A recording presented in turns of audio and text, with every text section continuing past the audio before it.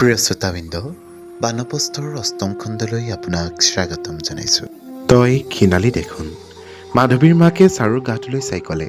মাধৱীৰ সেই শাৰীখন এতিয়াও তাই পিন্ধিয়ে আছে। বেছি পৰতেও চাৰুৰ গাটোলৈ চাই থাকিব নোৱাৰিলে। চাৰু অস্থিৰ অপ্ৰস্তুত হৈ থিয় হৈ থাকিল। আৰু কি সুধিব বাইদেৱে? ছাৰে কি সুধিব, তাই নিজে আৰু কি ক'ব? নন্দন দাসে আৰু তেওঁৰ পত্নীও বৰ অস্বস্তিৰে চিন্তা কৰিলে। আৰুনো তাইক কি সোধো? সুধিবলগীয়া আৰু একো নাই সুধিবলগীয়া আৰু একো নাই। গতিকে পিছ মুহূৰ্ততে চাহ খোৱা পৰ্ব আৰম্ভ হ'ল। গাঁৱৰ ডেকাহঁতে ছোৱালীহঁতে মেজখন আগুৰি ধৰিলে। নন্দন দাসে গাঁওখনত সংগীত চৰ্চাৰ আয়োজনৰ বিভিন্ন দিশৰ ওপৰত প্ৰশ্ন কৰিলে। এসময়ত চাৰু লাহে লাহে ৰান্ধনী চালিখনৰ তলৰ পৰা গুচি গ'ল। সন্ধিয়াৰ অলপ পাছত যেতিয়া নন্দন দাস আৰু তেখেতৰ পত্নীক সোনকালে খুৱাই বোৱাই বিদায় দিয়াৰ আয়োজন চলিল, তেতিয়ালৈ চাৰুৰ গা হালধিৰ দাগ 4 দাগে বিবৰ্ণ কৰি পেলালে। উঠোতে বহোতে শাৰীখনৰ ফিচিকি যোৱা ঠাইবোৰে যেন যন্ত্ৰণাত মুখ মেলি পেলাব খুজিছিল। কিন্তু লগে লগে পোহৰ কমি অহাৰ কাৰণে সিহঁতৰ লুকাই থাকিবলৈ সুবিধা হৈছিল। ভাত খোৱাৰ সময়ত নন্দন দাসে এবাৰ ক'লে, শুনিছোঁ চাৰু, তই থকাৰ কাৰণেই নেকি একেবাৰে ঘৰত ৰাজভোগ খোৱা যেন লাগিছে। কথাষাৰ কৈ তেখেতে নিজৰ ৰসিকতাত নিজেই হাঁহিলে। লগতে স্থানীয় সম্পাদক সভাপতি দলেও হুঁ-হুঁকৈ হাঁহিলে।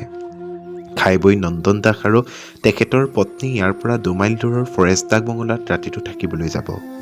তাৰ পৰা কাইলৈ পুৱা অইন কোনোবা ফালে ফুৰিবলৈ যাব। ঘৰলৈ 2 দিনমানৰ পাছতহে উভতিব। চাৰুৰ আৰু কথা পতাৰ ইচ্ছা নাছিল। তথাপি শেষ সময়ত কোনোবা এটা সুৰুঙাই দি তাই মাধৱীৰ মাকৰ ওচৰলৈ আহিল। ক্ষীণ কণ্ঠৰে তাই সুধিলে, মাধৱীৰ ভাল বাইদেউ?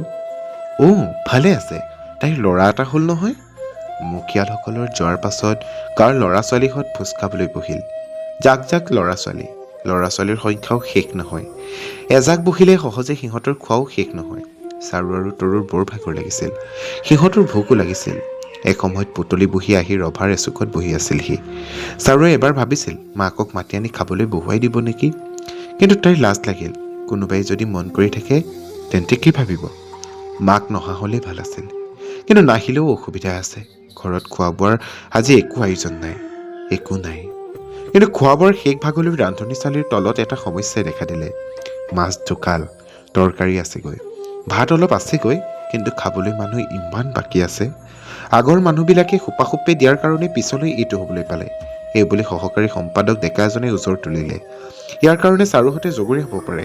চাৰুৱে ভাবিলে তাইৰ ৰন্ধাৰহে অভ্যাস আছে, বিলোৱাৰ অভ্যাস একেবাৰে নাই। সকলোৱে খাই উঠাৰ পাছত যি থাকে তাকে খাব লাগে।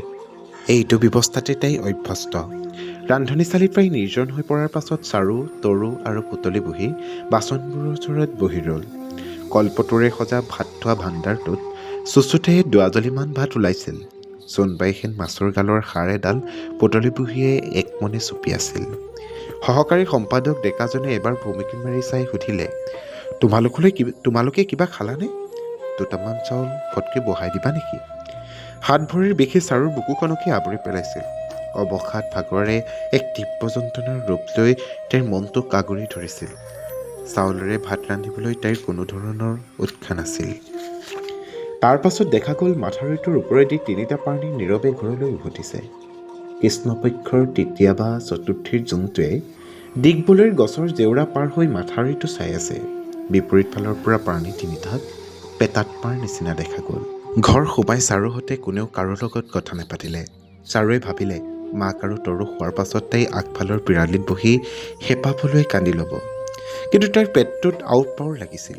ভোকত পিৰালিত বহি কান্দিবলৈ যিকণ শক্তিৰ প্ৰয়োজন তাই সেইকণৰ বৰ অভাৱ অনুভৱ কৰিলে।